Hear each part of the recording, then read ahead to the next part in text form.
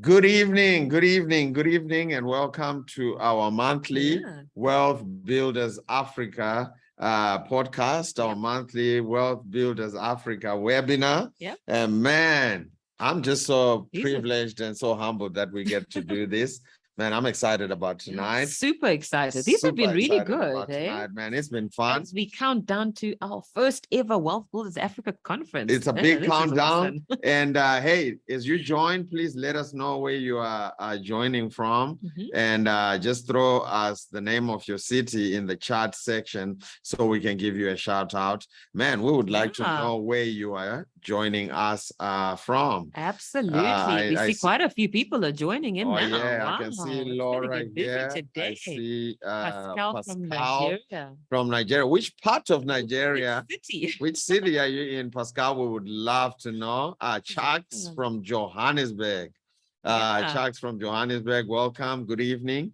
Notando watching all the way from Heidelberg in Western Cape. That's in South Africa. That's in South Africa. That is so awesome. That is awesome. We've also got Jabulile joining from Johannesburg. She's right here, right around the corner. Come on. And Pascal says he's in Lagos. Oh, it's the capital city of Nigeria. Lagos, Nigeria. Lagos is actually one of my bucket list items. Come on. City I'd love to visit at some point. So super excited to have you here, Pascal. Then we've got Julius from Tanzania. Okay, Julius, you've got to tell us which city you're in Tanzania. Are you in Dar? Let us know where you're watching from in Tanzania. Or the coastal city, like Zanzibar. And Brenda, Johannesburg, Renelwe, Hyde Park in Johannesburg as well. Wow, this is so awesome. This is so great. This is exciting. And I also want to encourage all of you guys to copy the link and share with all your friends. Absolutely. Tonight is going to be powerful. We're going to be learning about how to come up with an effective business plan that will get you, stakeholders, that will get you buy-in from, people in your community, that will even get, customers to respond. So this is really going to be powerful. And share this link with everybody. Says he's watching from Songwe, Tanzania. Wow, we've learned about a new town, a new city. I didn't know Songwe. I only know Dar and Zanzibar. And Zanzibar. Well, welcome, Julius. So good to have you joining us. But please, we want to encourage you to continue to just share with all of your friends. Friends who want to start a business. This is absolutely the webinar for them to get started on their business plans. Just get started. So copy this link and populate into all your contacts. Absolutely. Amen. Absolutely. We'll be tremendously blessed. Yeah. Well, let's remind you guys of a few dates that are coming up. As we've said, the countdown to our first ever Wealth Builders Africa conference has officially begun. And we're so excited. But before we get to the conference in June, we've got one more webinar before our big day. And that webinar will be happening on the 10th of May. That's a Wednesday. So be sure to diarize the 10th of May. It's a Wednesday from 6 p.m. to 7 p.m. Should I tell them who will be presenting that podcast, right? This one's going to be really exciting because we're going to have our very own Billy Epperhart, the founder of Wealth Builders, presenting for that very special webinar. So you want to diarize, that's Wednesday, the 10th of May, 2023. Come on. And straight after that, in the month of June, we're going to have different meetings in different cities. These are physical meetings right here in Johannesburg. And the poster that you're seeing right on the screen is for Wealth Builders Africa. That's going to be happening in Johannesburg in South Africa from June the 8th through the 10th. That's awesome. And before this, we're also going to go to Zimbabwe, Harare.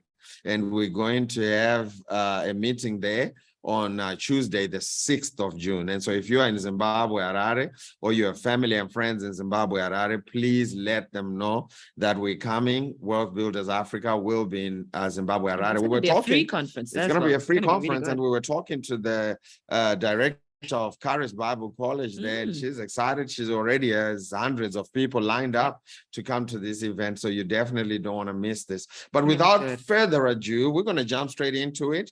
And to introduce our speaker tonight, we're going to turn it over to our Vice President.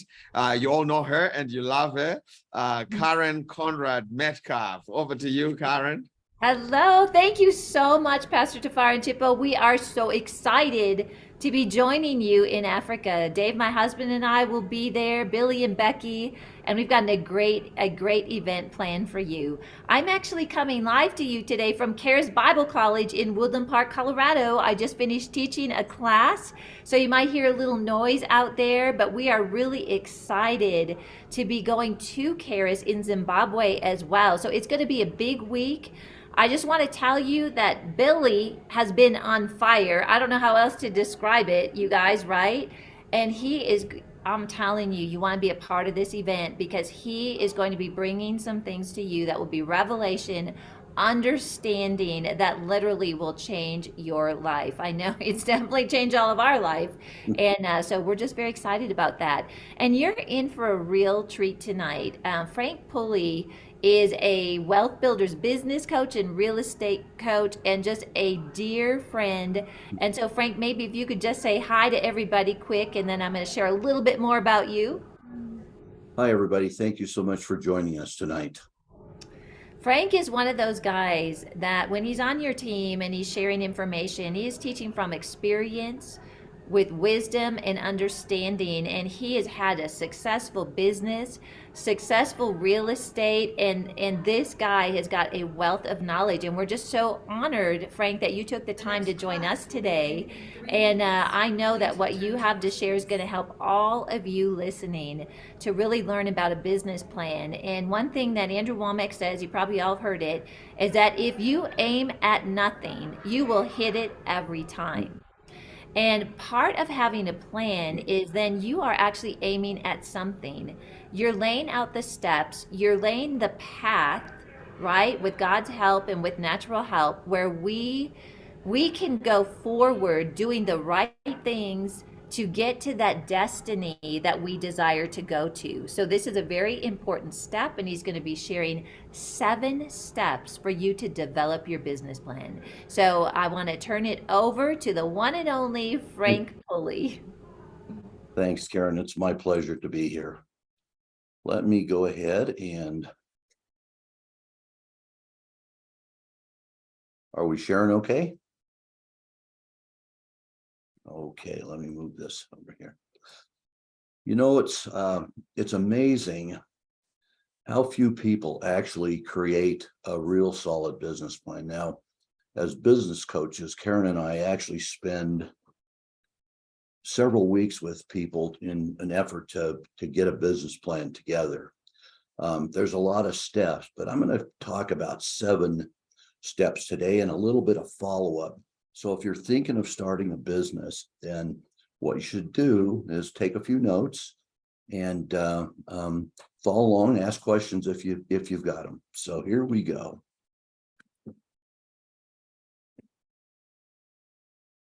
First thing, if you're going to start in any kind of industry, do your research. Research is available all over today with the internet. Don't be afraid to ask questions about your industry. Talk to people in the industry you plan on being in and ask the questions. Remember, the only question that is not a good question is the question that isn't asked. You know, I asked a bunch of what I'd considered at that time dumb questions. I don't consider that now because I'm glad I got the answers.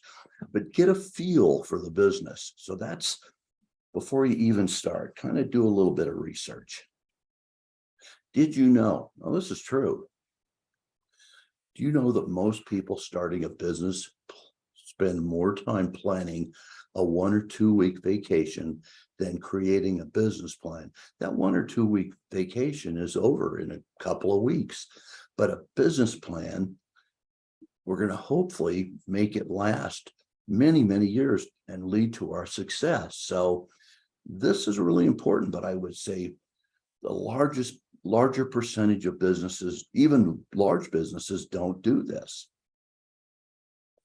So let's get started. Number one, start with an executive summary. Well, what's that all about? Well, describe your business. What is it about? Talk about you, and if you have partner or partners, talk about your experiences related to the business, if you have any. If you don't, well, we're going to go ahead and talk about maybe past experience and you and your partner's management experience. Maybe you don't have a lot of experience in the business you're going to start, but you have some other management experience in another business. That's important. But also, who's on your management team? Not necessarily just the partners, but who are the people that are going to be joining you and helping you in your business journey? And what is their experience? Take some time, because again, this is kind of the grabber, so to speak. You're going to try and grab whoever is reading this, possibly somebody that might fund you. We'll talk about that in a bit. And this kind of grabs with the fact that you are serious and you know the business. So that's the executive summary. Talk about an industry overview. Talk about the size of your potential target customers in both the national and the local area. All right. Talk about current industry growth. Is it growing 3%, 10%, 25% a year? I mean, hopefully you're jumping on the bandwagon on a growing industry, but you want to know what that growth is going to be, because that's going to be important when you plan your income projections. Throw your mission statement in there. That takes a lot of thought, a lot of suggestions on the internet, but have something that's short, sweet, to the point, but really is very succinct and describes what you plan on doing and what you're all about. What are some of the motivational factors to drive new business? What are things that get people excited about the business that you plan on getting into? Okay, in real estate, we have a hot market. There's a lot of rentals that there's demand for those, demand for rehabs, demand for new housing from just regular people buying their first home. A lot of motivational factors. Try and come up with some sales projections by month for 3 years. Well, how do you do that? Well, what you got to do is kind of figure, if, for example, if I was in real estate, I would think, well, every month I'm going to try and net at least $300 per door, which gives me $3,600 per year, free and clear. If I do a rehab, I'm hoping to make $25,000 or $30,000 out of it. So if I do a couple of rehabs and own a couple of rentals, well, that's kind of my dollars right there. If you're just in another type of business, well, try and look at your competition, which I'll talk about in a minute, see what they're charging, and try and at least start by basing it on that, and then see where that leads you. Remember, a projection is just a projection. You may have to revise it, hopefully upwards. Have your business goals and objectives. Talk about your short-term growth. The first couple of years, what's that supposed to look like? You could just have one location, or are you going to, maybe grow into long-term growth that has 2 locations, 3 locations, or you're just going to stay at the one, but you're going to really ramp up that business. This is really important, and I'm going to mention it a couple of other times. You got to check out your competition. You've got to know what it is they're offering, what their pricing is, services, products, that sort of thing. Because what we're going to try and do is create what we call in Wealth Builders a blue ocean concept, where we're doing some things that are going to be hard for our competition to duplicate. And they're a little bit of, outside the box, but they're still really, really sought after by our customers. Is there any legal issues? Do you have any licenses that you need, any kind of certifications, that sort of thing? Make sure you check that out. And here in the United States, we try and protect our businesses with entities like an LLC or an S corporation that sort of thing, because that allows us to, if something goes wrong in the business, it still protects all of our personal possessions, our car, our home, our bank accounts, that sort of thing. So that's business goals and objectives. Think of goals as SMART goals. And you can look this up on the internet. They should be specific. They should be measurable. They should be attainable. You want to stretch, but don't make them impossible. You know, hey, I'm going to do $1 million in real estate my first month. That's not really attainable. Make them relevant and make sure that they're time bound. In other words, I'm going to, buy X amount of properties in, the next 3 months. And, I plan on making this amount of money on those.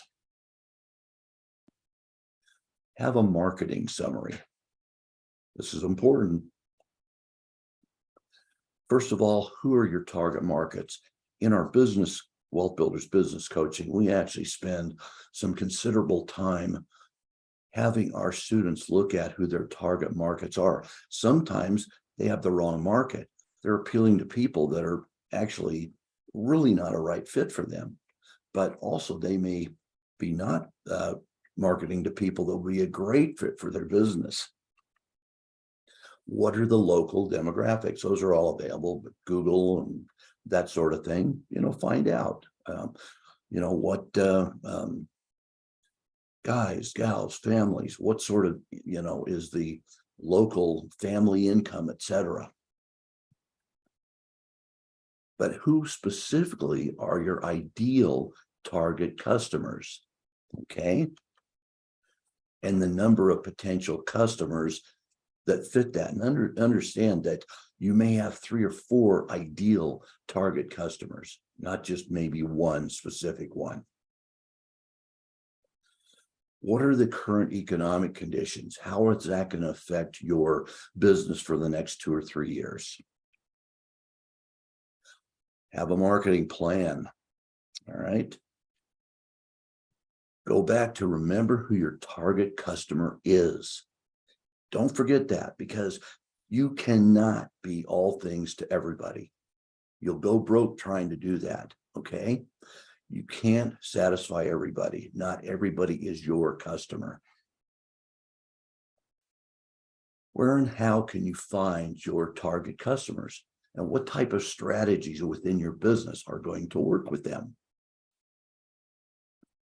Create a marketing budget and income goals. That income goals comes from your sales projections. All right. And as far as a marketing budget, a lot of people will spend maybe 5+% of their gross income in a year in marketing, but it depends on the industry. Measure your results. Find out if you're doing social media, how many customers are coming from that. If you're doing mailings, how many customers are coming from that? Just find out how your marketing is performing, because if something's not performing, don't waste your money on it. You cannot manage what you can't measure, and that's really important in marketing. And remember, without marketing, you have no business. You can be the, like for example, I know Bill Bronchick, and most of you have heard of him before. Bill is very successful, but Bill still markets for, properties. Sometimes he uses a realtor, sometimes he maybe drives around and looks for things. But if you don't have any marketing, you're going to have no business. You've got to have something that drives customers and things your way to your business.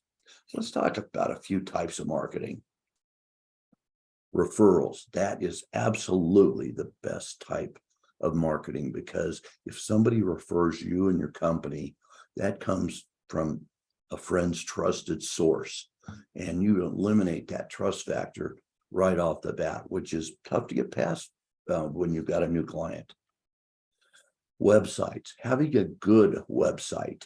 You don't have to make it real crazy, but just make sure that you have a little bit about yourself, ways of getting hold of yourself, you guys, your company, what it is you do, a landing page that actually captures your potential customers' information, and more. Just but start out simple. But having a website, I think, is important, and you can expand on that as your business grows. Social media. For many businesses, social media works. Instagram, Facebook, Twitter. But it depends on the type of business. And that's one where you can spend a lot of money. And so you've got to measure your results and throw them into the stuff that's performing. Mailings work. Mailings, especially if you're in a city and you can kind of identify what your demographic target is, you can mail to those people. There are lots of lists available that you can buy. In the United States here, we use a place called listsource.com, and that allows us to really define demographics and specifically what we're using. But just look up for mailing list vendors in your area, and you'll find people that can supply you with lists. Again, if you're in a smaller area, door hangers or flyers, you just got to make sure you don't violate the local ordinances. And the door hangers are the things that people come by and hang on your doorknob and talk a little bit about your business. Phone. I'm not a big phone call guy, but I mean, it has its applications. If somebody calls me, then it's really important. But to do cold calling for a business, that does work for some businesses, by the way, but not necessarily the businesses that I've been in. Cross promote with other related businesses. I owned a pretty robust travel and water sports agency for 22 years. And we would do a lot of cross promotions with kayak businesses, sailboat businesses, tanning salons.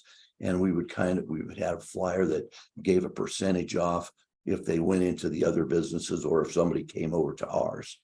That worked out really well, and it's very inexpensive. A SWOT analysis. Well, that's SWOT.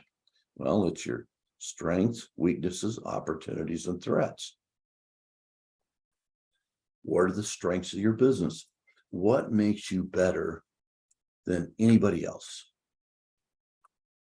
What are your weaknesses? I don't care how powerful of a business you are, you have some vulnerable spots, and it's important that you know those. What are the opportunities? What are the opportunities in your market that maybe nobody else is taking advantage of? Or if they're taking advantage of them, how can you make those better? Threats.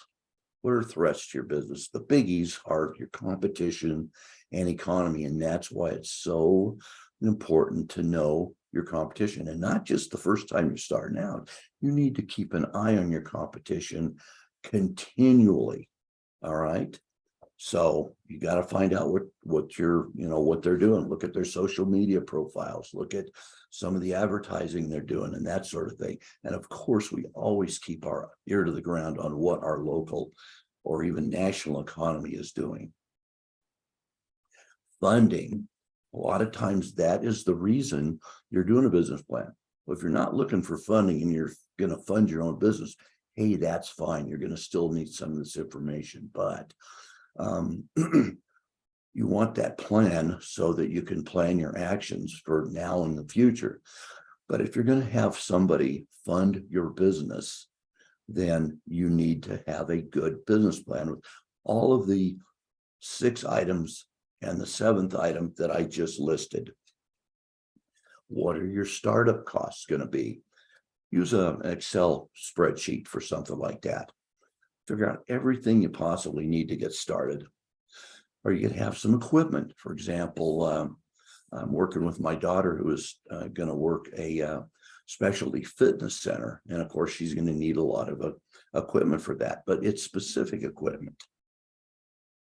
What is your rent or mortgage going to run for the next 6 to 12 months?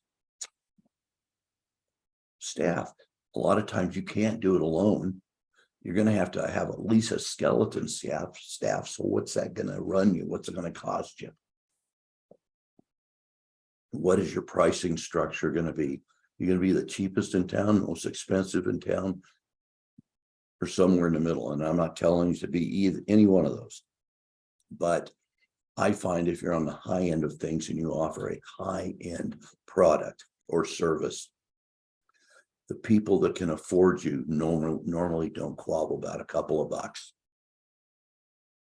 What is your general monthly income and operating expenses? In other words, how much are you going to be bringing in? And how much is all this other stuff going to cost you every month? Because the difference is what is your net profit? Okay. By the way, I think it's a good idea too to, if you can afford it, to throw in some sort of salary for yourself. A lot of business owners don't throw any salary in and they end up working for their business for free for 5 or 6 years. You want to get at least some sort of a starting salary if possible, and then move up, because owning a business can take a lot of time and it has its moments, and you're going to want to be financially compensated for that, not only for your family, but also to expand the Lord's work. Always have contingency or reserve funds. I'm going to talk about that here in just a couple of minutes. You got to have a little bit of extra money. We call it here in the United States, saving money for a rainy day. Here are some example financial resources. So kind of think about this. I'm going to give you a little homework to think about this. Do you have some savings? Do you have here in the United States, we can actually do what's called a HELOC, or home equity line of credit, if we have equity in our home, or we can do a cash out refi. We're not doing the cash out refis as much because interest rates have gone up, but it's still a possibility. IRAs here in the United States, there are ways of using your IRAs, individual retirement accounts, for investing. Do you have good credit? Have you, do you have a lot of credit? A lot of credit's good as long as you don't abuse it. It's best to keep your own dollars for best deals and have some for reserves. And like I say, most of us starting out are going to need to have some sort of funding. Other people's money or partners, those are people that can bring in money to our, into our starting business. Standard lenders here in the United States, we have SBA, which is Small Business Association loans, and in many countries they have loans that accommodate small businesses. So check those out. Now, here's the big news. Most sources of funding will require that you have some skin in the game. What do I mean by that?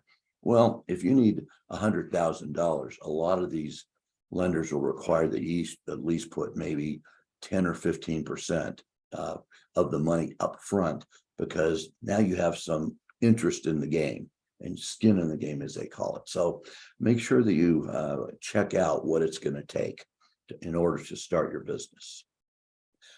Did you know that the #1 cause of business failure is not enough cash flow to support the business, pay expenses, vendors, and pay employees and the owners? That is universal, no matter where you go. So plan to have some reserves and lines of credit, as it's not unusual for a business to operate at a loss for the first year or so until it acquires enough business to support it. Just because you share a business plan with a funder that shows that you're going to lose money maybe the first year, they kind of understand this, but you got to have a plan so that they can get paid back.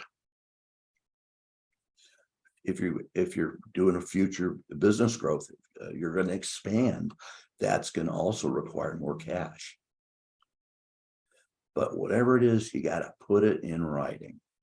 And just remember this: a business plan is just a guide. It can be adjusted, modified, changed at any time. Think of it as a roadmap.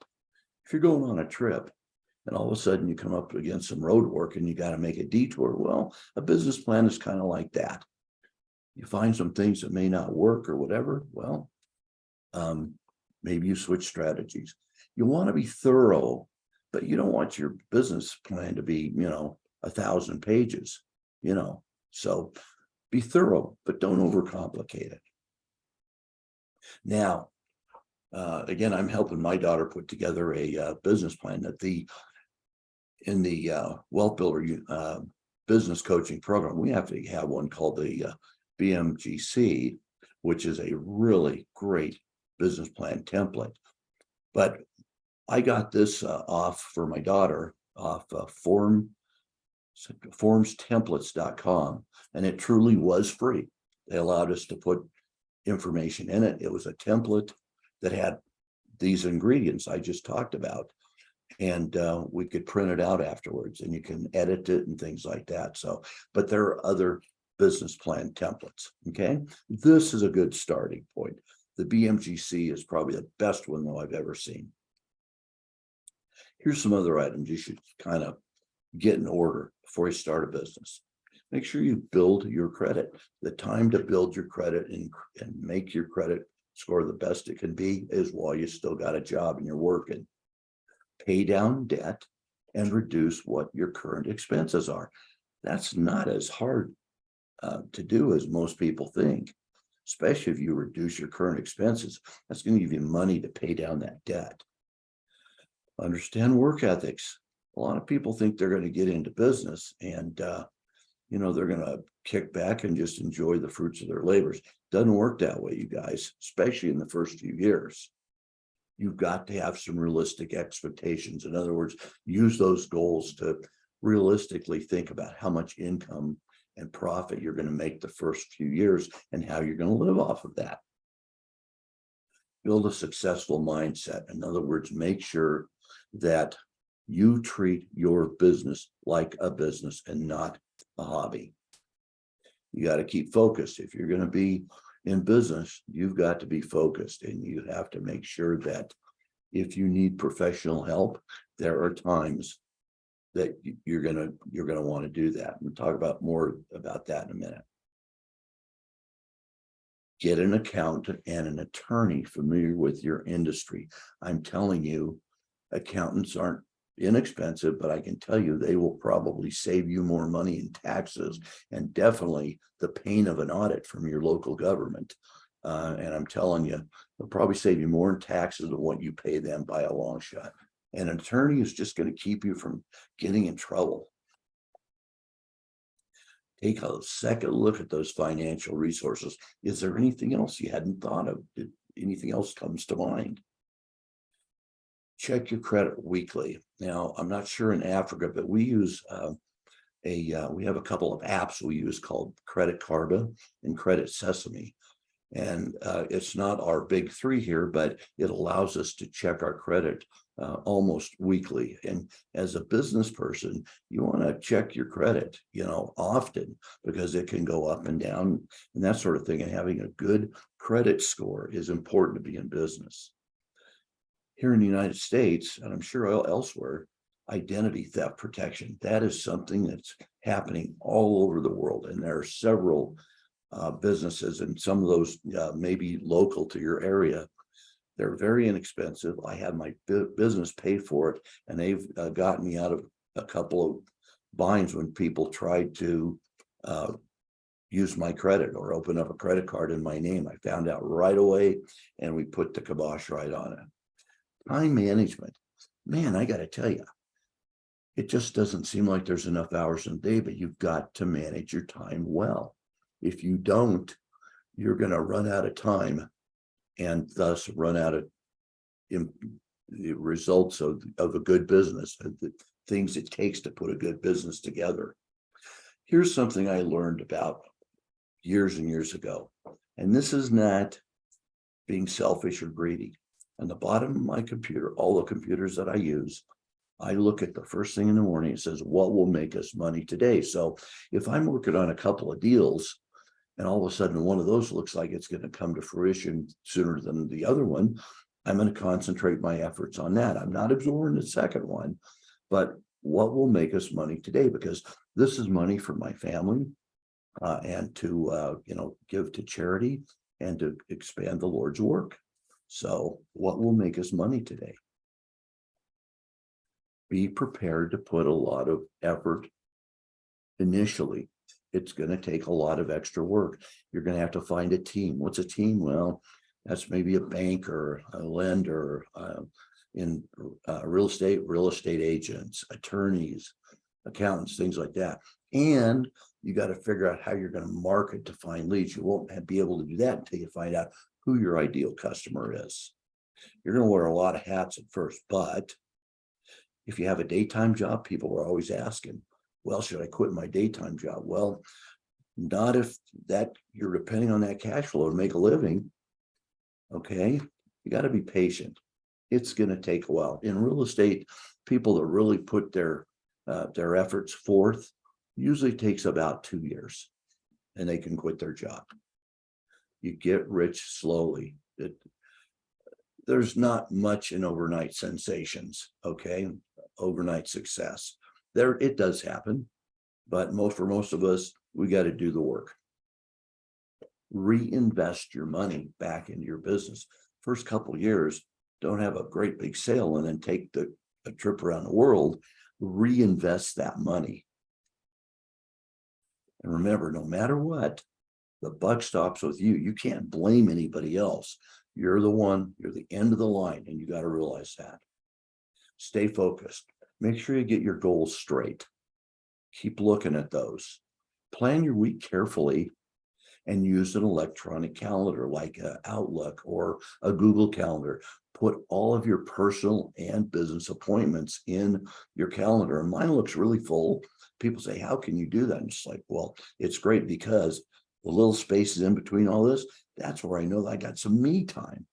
So use an electronic calendar. It also allows you not to forget important dates and appointments.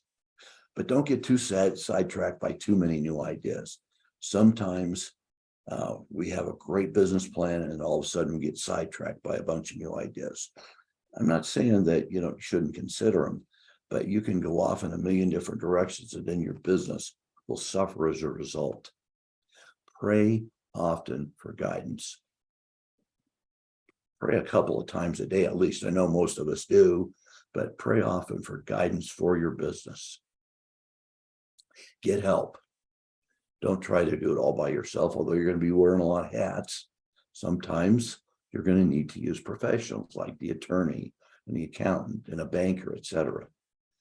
Craigslist here in the United States works pretty well for us, although that's not my favorite one. I find sometimes people are a little undependable. But Upwork.com, I think, is available pretty much over the world, and definitely Fiverr with 2 R's.com. Those are places that you can get some help. And also don't forget your team and the networking people. In other words, people that you're within your business realm, your circle of influence. Get help from them. And of course, coaches, if you're in our real estate program or our business coaching program, we're always available to help out. Because likely, if it's new to you, we've probably seen it before. Now, a business plan is only good as if you look at it once in a while. So review it a few times a year, but it's just a guide. It can and should be adjusted, modified, changed as needed. Now, take a look at your, 6 months or a year. Use what is working in the business, but toss out, adjust, or revise what is not. And we're going to end on a spiritual note, and then we'll ask some questions. I'm going to have my Tafara and also Karen make some comments, but Jeremiah 29:11, for I know the plans I have for you, plans to prosper you and not to harm you, plans to give you hope and a future. So we're going to go ahead and I will stop the share. And Karen, what comments do you have? Frank, thank you so much. That is really good practical advice. And I think one of the things that stood out to me the most is priorities in a day. Because when you start to see success in your life, which you will as you're following God's principles and you're gaining knowledge and understanding in business, there's more opportunities that come your way. And Billy says it like this: you have to sometimes let go of good things to lay hold of God things. And where Yes. that starts is really in your day, like, okay, what is the priority? And I like how you said, okay, what's going to make money for me today? I often will just ask the Lord, if I've got a lot of things, what do I need to focus on today? Because sometimes there might be something more urgent that is happening that I may not even be aware of. So I just let the Lord like show me what is Yeah. important that I need to go into. And so what I found with that, Frank and Pastor DeFara, is that even as if I'm working for someone else, he will give you insight into Yeah. what is going to come up as a question to be answered. So listen to that still small voice, be in tune with the Holy Spirit. He will guide you what to focus on, and that takes pressure off you too. So instead of trying to manage, 20, 30 tasks that are sort of like screaming at you in a day, if you take that time and you're like, okay, these are the 5 things that I am sensing and seeing as most important, it helps keep you in that non-stressful state and leaning into God as well. What do you think, Pastor Tafara? What stood out to you? Yeah, man, the whole presentation was really insightful. Thank you so much, Frank. What I really enjoyed, I think, is the importance of planning and having a business plan. I think the statement you made was, a lot of people spend a whole lot of time planning for a 2-week vacation than they do a lifetime business that's, going to be a legacy thing. And really that really, stood out for me, that the importance of having a business plan and having a strategy. And also, I think you highlighted the importance of marketing and gave us some tools that we could use Yes. to market. That if you don't really take marketing seriously, you may not have a business to talk about. So yeah, that really stood out for me. And also get some help, and I think Billy Ephardt always says success leaves some clues. So when you hang around people that are doing the same thing, and people who are you get to see some of these clues that make them successful. So yeah, that was really insightful. Thank you so much again, Frank. It's my pleasure. And I didn't mean to insinuate that everything I do is about money, because sometimes I will ask the Holy Spirit, what's going to make me money today? And he may say, well, you know what, there's a few other things I think you need to take care of today. And here's the thing, a lot of people, especially business people, we try to push the issue. We try to do it on our own without God's help.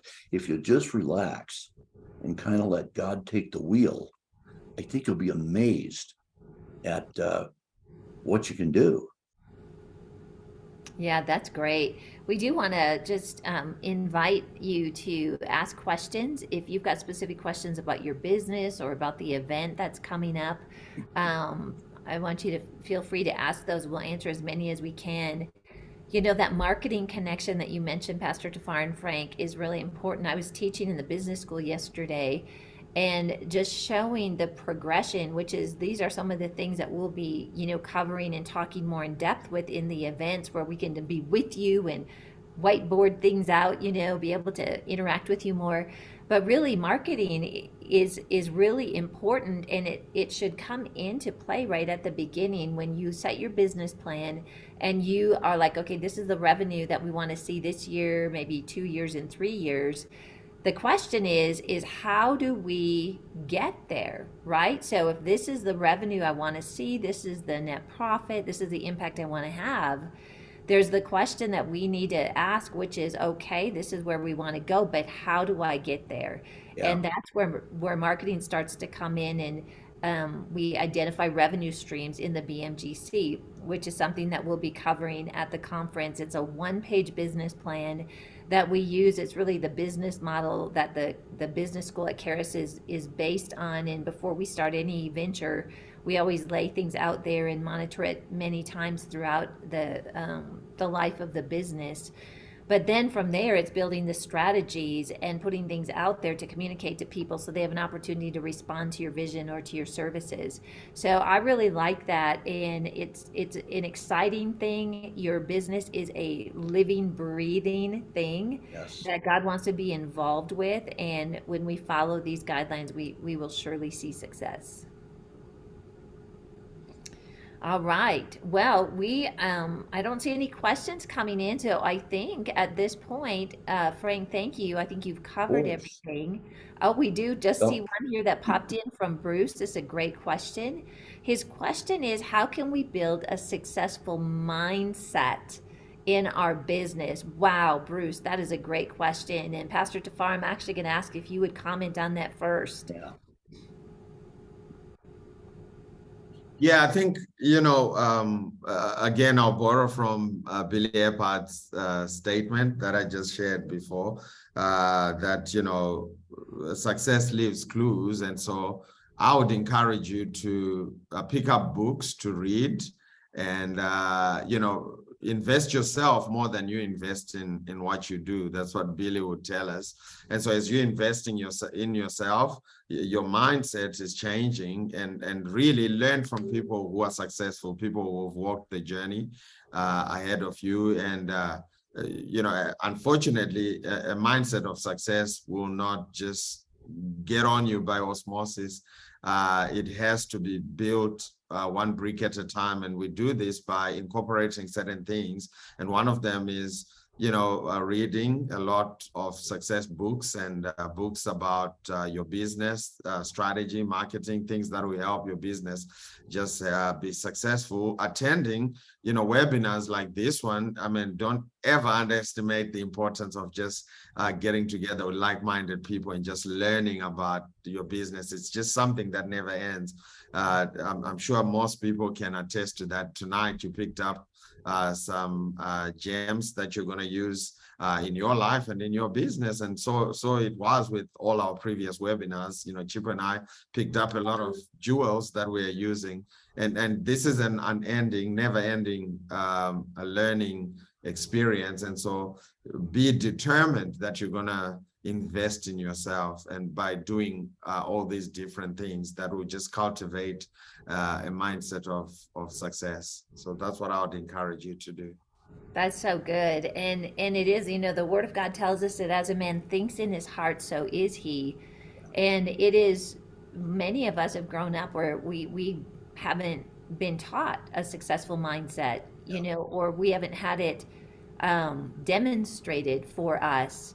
And so there is a renewing of the mind that the Bible talks about, and God has success planned for us. As a matter of fact, I was reading to this class of scripture, just reminding us that He's actually laid your life out before you, and that is a successful path. But sometimes in that discovery of finding that successful path, we have to renew our mind and change how we think about things and adjust them through what I call the lens of Jesus.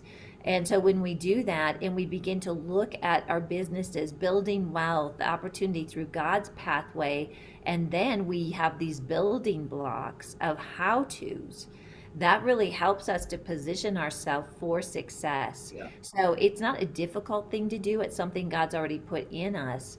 But I really like what Pastor Tafara said. Webinars like this, the events you're going to be attending in June is going to be filled with helping you build a successful mindset.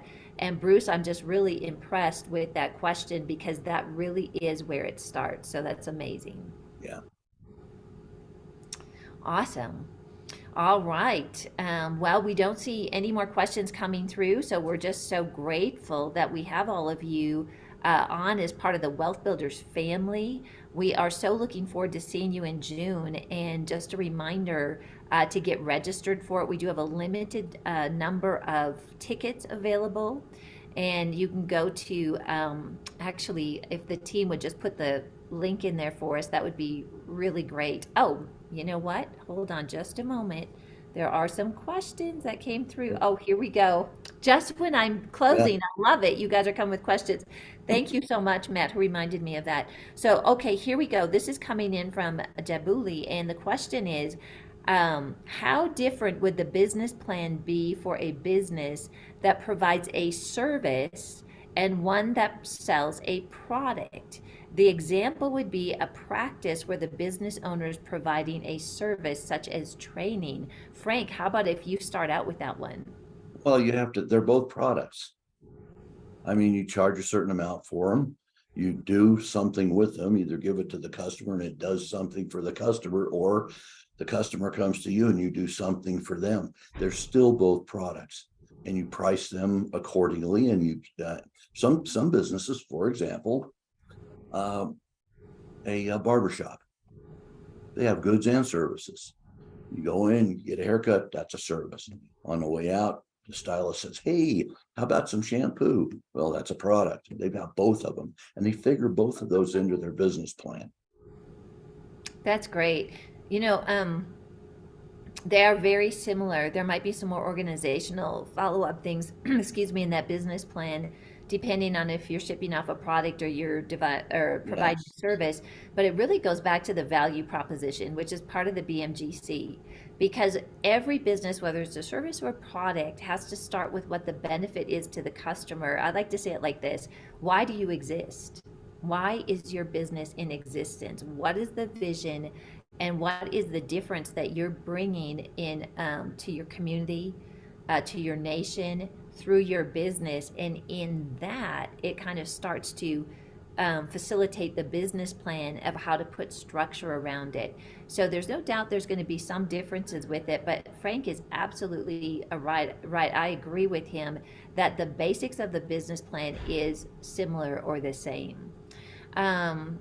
So here's a question, and this is coming in from, oh boy, if I pronounce your name, I know I'm going to do it wrong, but I'll try it. Nomagugu. Pastor Tafari, you can tell me how to actually pronounce that. Did I do well? And the question is, can one partner with a marketing company if marketing is a weakness, or one has to invest in themselves in regards to marketing? Absolutely. And one of the things that I like to recommend is but like I like to start with that, especially if you're an entrepreneur, because if you start to take on employees in marketing, it can get really expensive. And if they don't have the knowledge or the skill set, you're actually in a building process before you can start to get traction and see results. Where if you work with a marketing company, whether it's social media, some of them kind of handle everything. One of the businesses I own is a marketing agency, and we help manage a whole process. And we're able to, in other marketing agencies, when they're really good, they're able to get a hold of what your value proposition is and really use a proven structure to get that message out. They have connections, they know about the platforms, and you as a business owner or an entrepreneur, you're going to end up spending a lot less money. And think of it in a way as a training opportunity. So right now, one of the organizations that we work with is Blessings of Hope. And they're at a point where I encourage them. I really think you can build your own marketing team now. But there was a season where they hired a marketing agency because they didn't have the skill set. But watching what was happening, they not only saw the growth, but their internal team was learning best practices. And then you can move into bringing it in-house. So I think that is actually a great way for you to get traction, to learn yourself, and empower your team, is through a trusted marketing agency. Pastor Tafara, what are your thoughts on that question? Yeah, I totally agree. I think,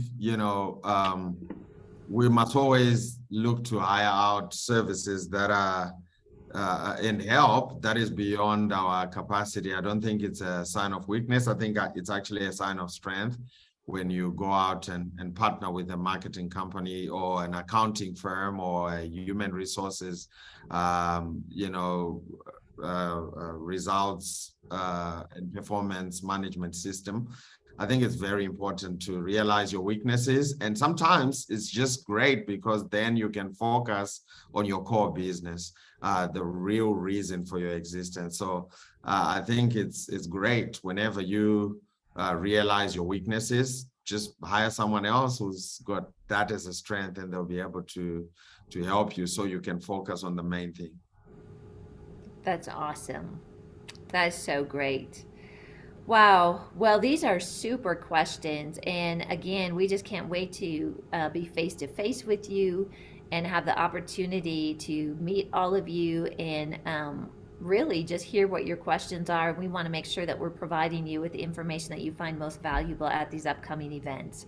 So, with that, Pastor Tafara, I'll turn it over to you to close us out today. Thank you so much, Karen, and thank you so much, Frank.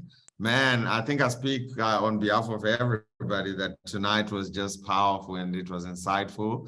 And I've been, checking on all the different pages where we are live, and people are just giving great feedback on Facebook as well, and also on our WhatsApp groups. And people are just really enjoyed tonight. So thank you once again for the webinar tonight. Just two reminders. The first one is the next month's webinar is going to be on the 10th of May. And this is going to be with Billy Epperhart.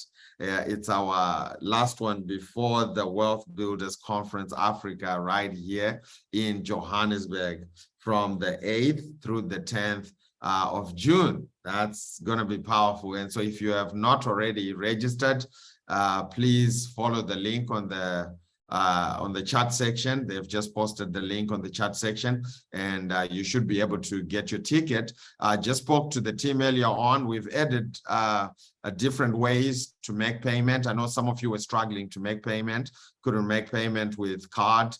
There's PayPal now available, and also for our friends in East Africa, M-Pesa, and all the different ways to make payment are now available. You'll be able to buy your ticket. So this is exciting. And also Zimbabwe, we're going to be in Harare, Zimbabwe on the 6th of June. That's Tuesday, the 6th of June. And if you want to be a part of that, please contact Charis Bible College Harare, and they'll give you more information on how you can be a part of that. I think that's it from us. Thank you again for joining tonight. Until next month, we love you. God bless you, and have an awesome day ahead. Bye-bye. Bye bye.